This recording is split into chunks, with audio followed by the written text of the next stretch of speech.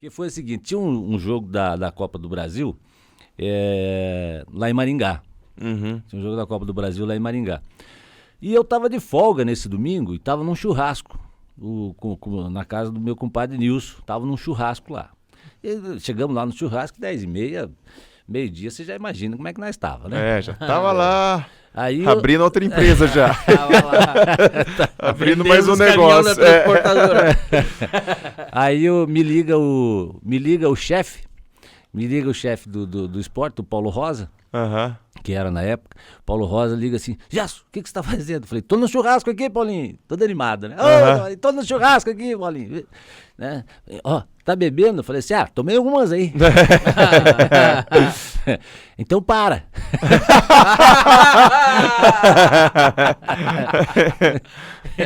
Eu digo: por quê? Não, porque tá caindo o mundo lá em Maringá. Então para. Tá caindo o mundo lá em Maringá e nós vamos precisar que você venha fazer o show do intervalo, porque o locutor que tinha um locutor na época, eu não narrava futebol na época ainda, ele tá no Sport TV até ainda hoje. Ele vem de Santa Catarina, mas não tá indo voo, não tá levantando voo para Maringá. Então ele vai fazer off-tubo e aí eu preciso que você faça o show do intervalo e tal. Daí tá. Peguei a cervejinha e falei: Nilson, Assuma. tem café? Tomei um café e tal, fui pra casa e tal, tomei um banho e tal e fui pra TV. Beleza? Aí... Aconteceu isso com o Luciano Vanucci, mas não deu tempo dele parar, né?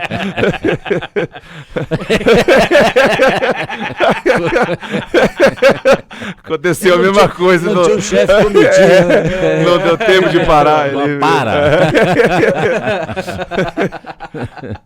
Daí o seguinte, nesse jogo tava o Rogério, esse jogo foi o jogo que o Rogério se destacou, porque daí ele sozinho cobrindo os dois times lá, no jogo sendo feito daqui, e ele se destacou lá, e daí depois disso ele veio para Curitiba e se tornou não, sempre teve o talento dele, né, e tal, mas aqui ele brilhou com todo o talento dele e tal.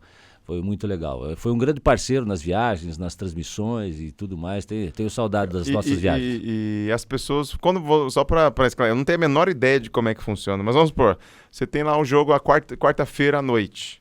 Você chega lá no mesmo dia junto com a equipe técnica? Não, vai todo mundo antes, vocês vão depois? Como é que é a vossa logística, assim? Hoje a galera tá viajando menos, até por causa da pandemia e também questão econômica, né? Porque você faz off-tube e você economiza dinheiro, né? Senão você tem que mandar, você manda o narrador, manda o comentarista, manda o repórter, são 3 estadias de hotel, né? Sim. 3 passagens de avião, né, um carro que você tem que locar para a galera se movimentar, então isso gera realmente um custo grande, né? Mas na nossa época a gente ia muito fazer o jogo do local, então a gente sempre chegava um dia antes, né?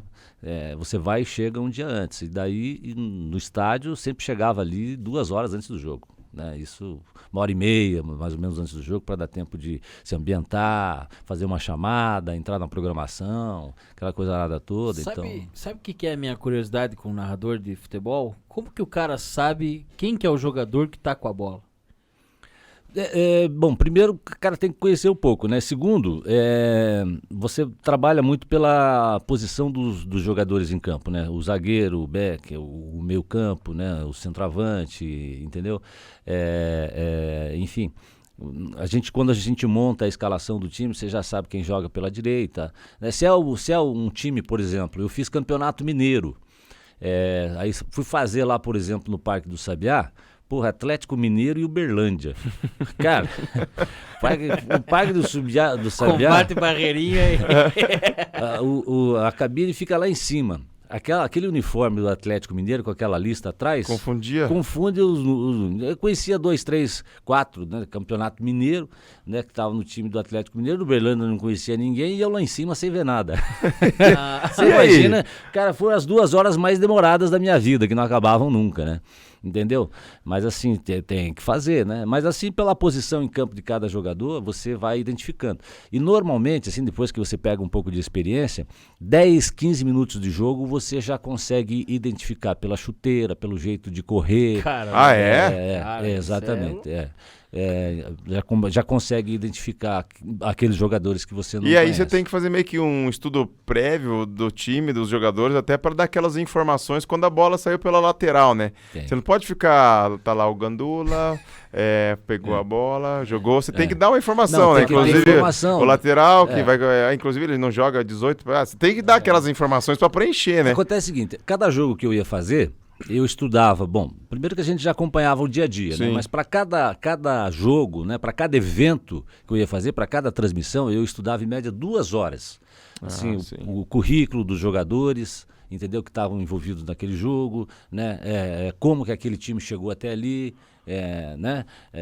A história. Então tudo isso você tem que ter em mente, porque se acabar a luz do estádio e você tiver que ficar no ar, você tem que ter ficar, informação para você. Tem que ficar jogando ali pra galera a informação. E comigo aconteceu aqui em Curitiba, aconteceu na própria Arena uma vez, o jogo do São Paulo, Atlético São Paulo, ficou um tempão sem energia no campo, no Paraná aconteceu, fora, em Porto Alegre comigo aconteceu uma vez também. Então, quer dizer, se você não tiver informação ali para trazer, para abastecer, né, aquele tempo ali, aquele espaço que o cara tá lá esperando, para daqui a pouco a luz voltar e o jogo recomeçar, então Você chegou a narrar outra coisa além de futebol? Narrei vôlei. Narrou vôlei? Narrei vôlei. Pra televisão, narrei futebol e vôlei. Futebol e vôlei. É Muito doido, né? Uma vez eu vi uma história, não lembro de quem era o narrador, mas ele foi, pra você ver como ele foi narrar um jogo. E aí pegou um desses times aí, lá da Europa, mas pro lado lá de rua, que os nomes tudo, né? Um time que não era muito conhecido, mas era. E ele só sabia o nome, ele não conseguiu montar a planilha lá de saber os jogadores, ele só sabia o nome de um jogador, que era o meio campo lá, por exemplo, Chinovski. Daí ele ficava, rolou, Chinovski. passou Chinovski. Aí, tocou, meia esquerda, voltou. Ele torcia para tocar pro cara pra ele poder falar Chinovski. Ele ficava torcendo pra passar a bola pra ele poder falar Chinovski, que era o único cara que ele sabia. Mas deve ser uma apreensão, né? Que você fala, cara, o que eu vou fazer aqui? Tem uma história, tem uma história seguinte, em 2008 eu passei a Olimpíada no Rio de Janeiro no Sport TV. E aí eu fazia jogos da Sul-Americana, o Brasileirão não parou aquele ano também e tal. E aí eu fui pra lá, fiquei um mês lá no Rio de Janeiro, fazendo jogos e tal. E aí o Raul Plasman estava aqui, mas ele foi junto também e tal, nós ficamos no mesmo hotel. E aí aquele locutor que era de Santa Catarina, que morreu na Chapecoense, estava nesse hotel comigo lá no Rio também, na época lá. E tal. Bom, mas aí é o seguinte, aí nós fomos escalados, eu e o Raul Plasma, para fazer um jogo lá, que era a Sul-Americana. Era um time da Colômbia contra um time da Venezuela que não sabia, não conhecia ninguém. Tinha a menor ideia. Aí o produtor do Sport TV e assim, e off-tube, né? Off-tube. Então a gente fica na cabine de off e um monitor de 10 polegadas, desse tamanho assim. E a sua referência é o A monitor minha e mais referência nada. É o monitor e mais nada. 2 times que eu tinha pouco conhecimento deles, a não ser o que eu tinha estudado. E aí o produtor do Sport TV falou assim, Jássio, é o seguinte, o assessor de imprensa lá da Conmebol, o argentino, ele vai te passar a escalação, tá? Uns minutos antes do jogo ele passa a escalação. Caramba. Aí um outro colega do Sport TV falou assim, mas às vezes ele não passa. Puta, e a hora do jogo chegando e cadê O que eu fiz? Não, isso foi um dia antes. Daí Naquela época já tinha nome nas camisetas? Ou não Então, não me lembro se tinha o nome, mas a numeração era fixa, né? É fixa, na Conmebol a numeração é fixa.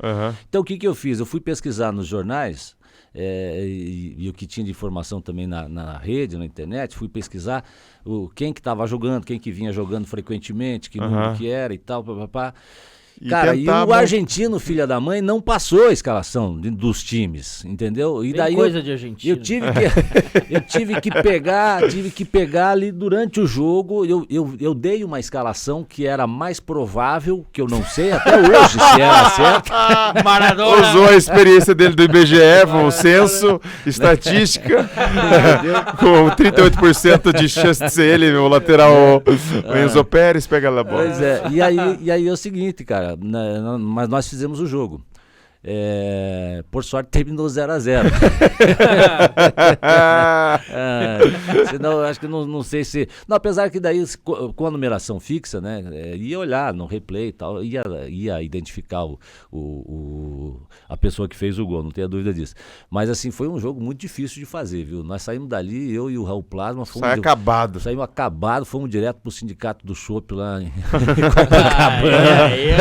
pra desestressar, porque não dava. Imagina. E para as pessoas entenderem, também não entendem, né? Então o off-tube é quando você fica num estúdio fechado e você narra a partir da imagem que você vê na televisão. Exatamente. E aí, ou então a transmissão que você faz, às vezes que você vai lá no estádio, você faz da cabine lá, né? A possibilidade de erro é maior, né? E aí é o seguinte, qual que é o macete hoje, como estão fazendo mais off-tube? Fica uma câmera geral aberta só pro locutor. Fica uma geralzona lá. Tem uma isso, outra referência. Só que isso também tem um custo, né? Então, nem todas as transmissões, o narrador tem essa câmera de referência, entendeu? Ele tá vendo o que você em casa tá vendo. Sim. Sabe como? Então aí fica mais complicado, a possibilidade de você cometer algum erro e ter que corrigir, mas faz parte do Então, jogo. em resumo, o cara tem que ser muito foda pra fazer isso. Cara, tem, narração sem contar que você tá muito bom. Sem contar que você tem 1 ou 2 coordenadores falando com você no ponto o tempo todo, né? Chama o texto do foguete, o patrocínio, isso, aquilo. Porque tem outro. tudo isso, tem né? Tem o gol de fulano, chama o gol do Flamengo, olha, chama o gol de cá, fulano que fez, tal. Tudo isso. Você tá narrando o jogo aqui, falando emoção e tal, e o cara tá falando aqui no teu ouvido e você... E aí é foda. Cara, isso, né? Porque você tem que chamar patrocínio, tem que chamar tudo. É uma loucura, né? É uma loucura. É A transmissão é uma loucura. É gostoso, mas é uma loucura. Você ficou quanto tempo no esporte ali? Eu fiquei de 99 a 2011. Pô, ficou Caramba, ficou um tempão. Ficou ali, 12 anos. 12 anos. Aí fiz o camisa 2.